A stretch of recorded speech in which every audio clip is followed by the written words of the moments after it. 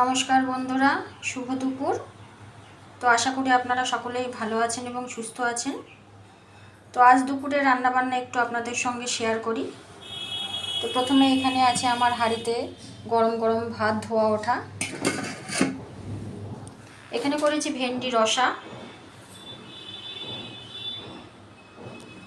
এখানে করেছি লাউ ছেচকি। এর মধ্যে আমি বড়ি বাদাম ব্যবহার করেছি,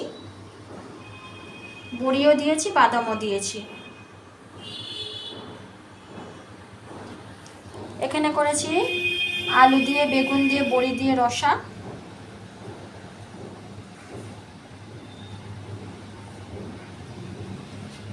আর সবশেষে এখানে আছে আমার আলু পনিরের হালকা গা মাখা ঝোল।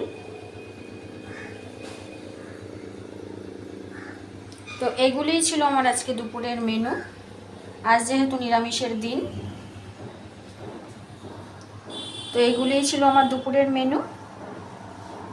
তো রান্নাগুলো কেমন হয়েছে বন্ধুরা, সবাই কিন্তু আমায় কমেন্ট করে জানাবেন।